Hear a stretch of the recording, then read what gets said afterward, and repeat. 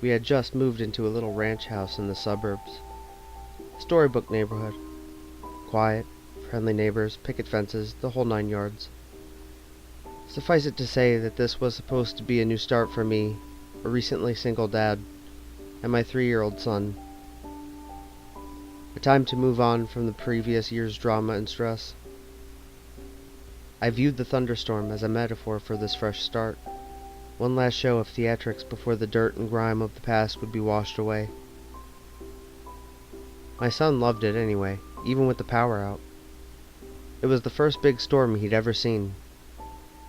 Flashes of lightning flooded the bare rooms of our house, imparting unpacked boxes with long creeping shadows, and he jumped and squealed as the thunder boomed.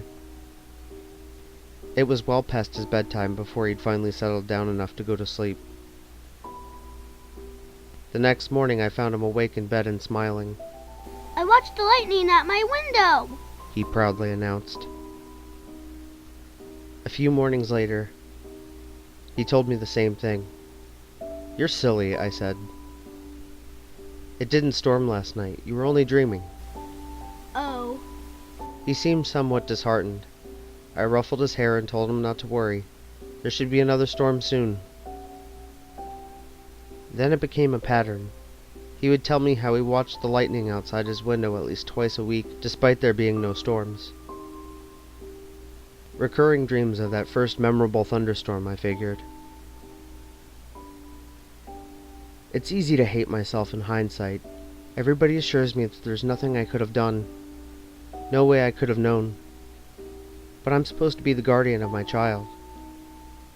And these are useless words of comfort.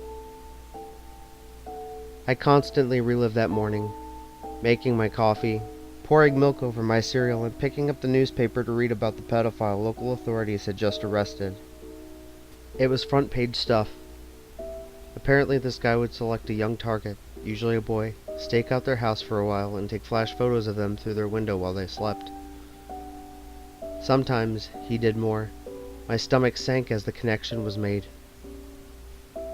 At the time, it was merely something from a child's imagination. In retrospect, it is the scariest thing I have ever heard. About a week before the predator was caught, my son came up to me, in his pajamas.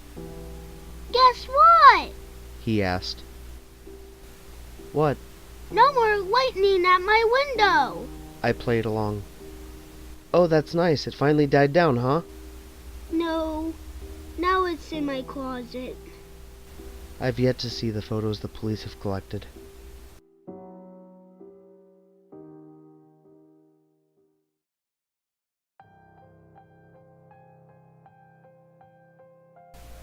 You've made a lot of them, but you've always managed to escape the consequences so far. You know that flash out of the corner of your eye? Like picking up some peripheral movement just out of sight.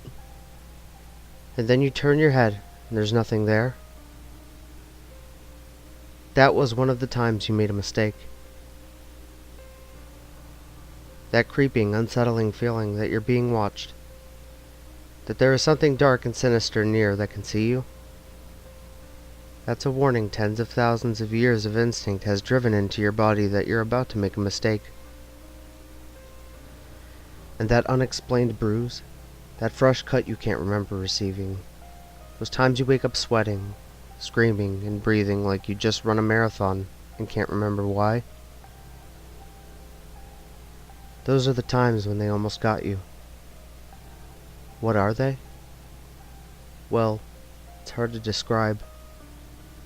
Imagine trying to explain red to a blind man.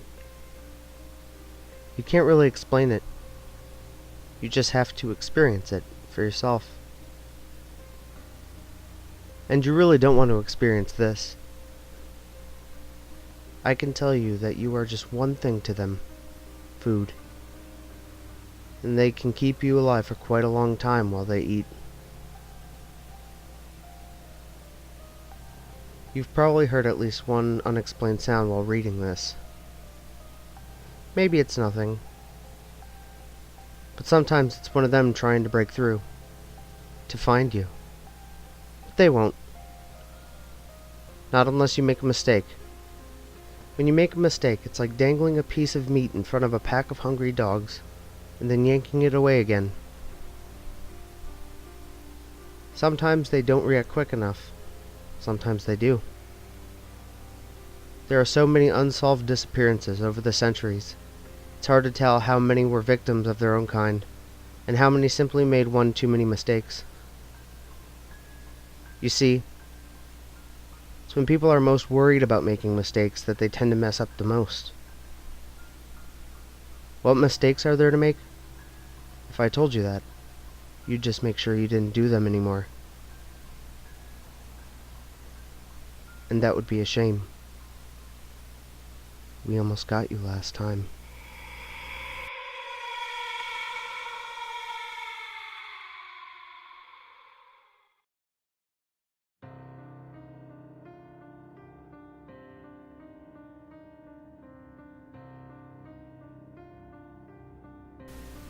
I was in my bedroom doing the typical at-home teenager thing, staying up late, digging around the depths of the internet, and generally not paying attention to anything other than what was on my monitor.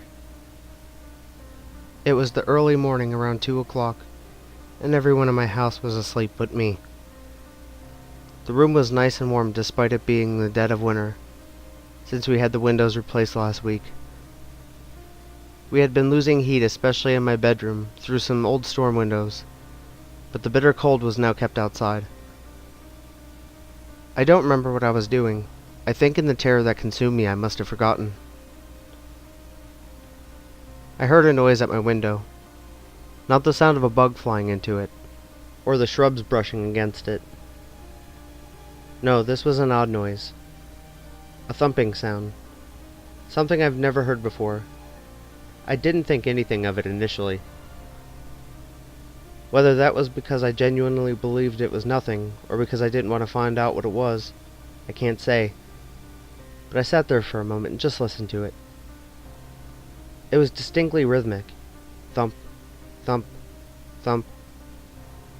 It only lasted 15 seconds or so, and then it stopped.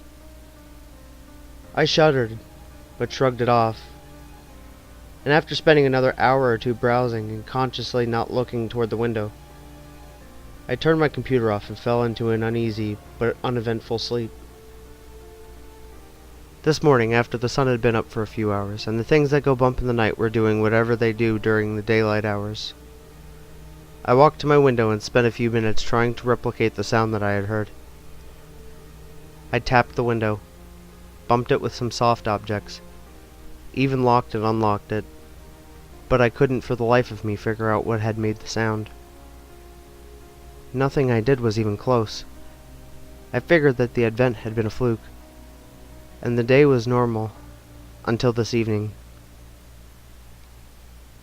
My dad arrived home from work at the usual time, and decided that the house was too stuffy, so he came into my room and went to open the window. We're in Texas, so winter evenings are sometimes very comfortable, as was the case today. Never in my life before that moment have I genuinely wished to be deaf. My dad forgot to unlock the window before trying to open it, and when he pulled it up, it produced the same noise I heard last night. My window only has handles on the inside.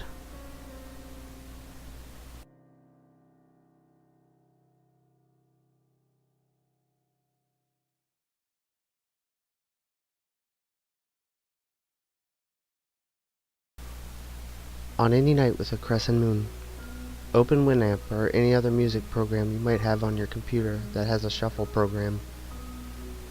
Empty your mind and keep clicking the forward button. If you're rather unlucky, a song named I'm Your Problem Now.mp3 will start playing. For the first minute, it will be completely silent. Close your eyes when the screams start, and do not open them for any reason. Horrible imagery will fill your mind, of corpses and unimaginable evil. This will happen as a full 7 minutes of this song's horrible symphony of screams and sounds continues. If you make it through those torturous 7 minutes, You'll wake up on a bench in a deserted Greyhound station. A faceless man at the other end of the station will offer you a cigarette. If you don't accept it, your eyes will open and the song will be gone and no time will have passed. If you choose to accept it, however, this man will divulge you to the secrets of life. After you're done smoking, take the ticket out of his pocket and board the bus coming into the station. You will awake back in your house, and exactly 12 minutes will have passed since you started listening. The problem is that anyone who survived the song goes insane from the information they've just learned. Be warned. Should you succeed, through any polished surface, be it a mirror, wood, or window, your reflection will always be watching.